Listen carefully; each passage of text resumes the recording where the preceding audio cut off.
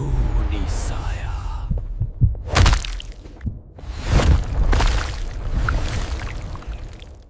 एक बूढ़ा आदमी कुर्सी पर बैठा बैठा सो रहा था, लेकिन उसके चेहरे पर डर साफ दिखाई दे रहा था।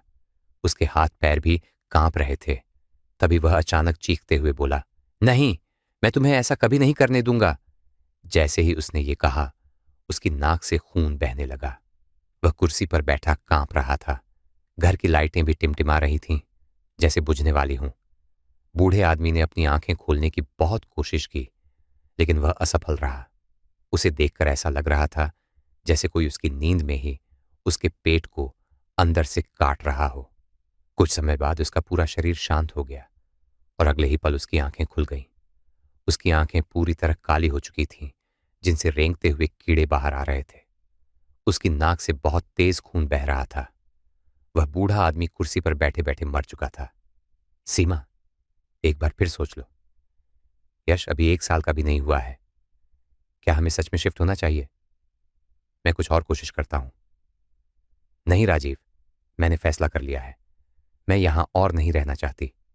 मैं यश को लेकर अपने पापा के घर जा रही हूं। अगर तुम्हें आना है तो आ जाओ। वैसे भी तुम्हारी सेक्रेटरी है तुम्हारा बिस्तर गर्म करने के लिए। सेक्रेटरी का नाम सुनते ही राजीव चौंक गया। गुस्से में उसने सीमा पर हाथ उठाया ही था कि तभी सीमा को अटैक आ गया और वह जमीन पर गिर पड़ी, जैसे कोई जिंदा लाश हो।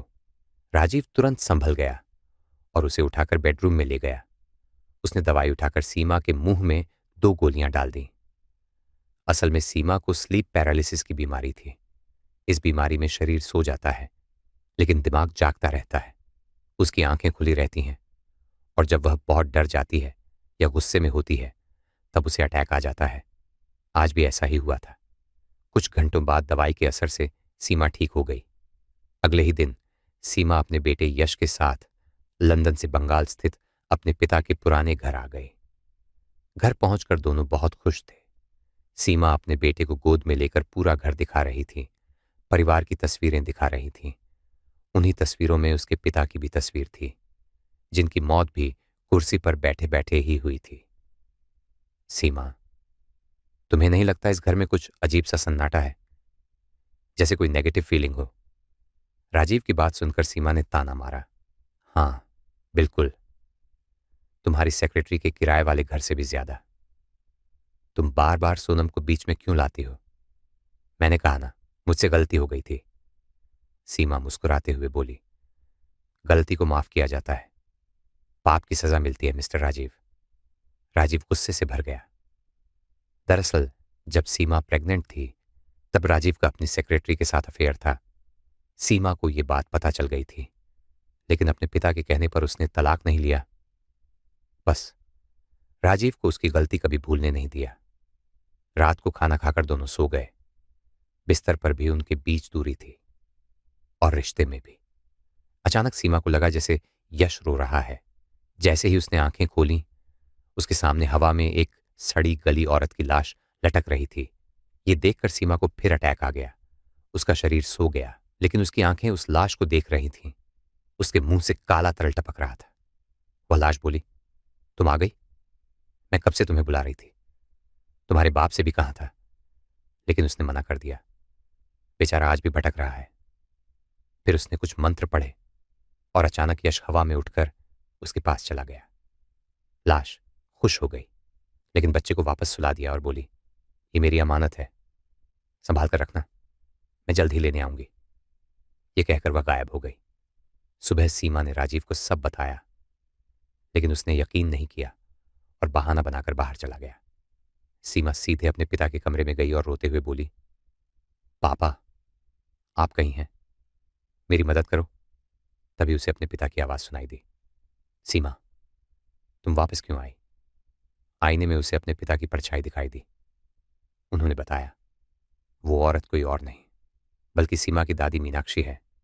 वह एक डायन थी, जिसे उसके दादा ने जिंदा दफना दिया था, क्योंकि वह काले जादू करती थी और किसी और के बच्चे की मां बनने वाली थी।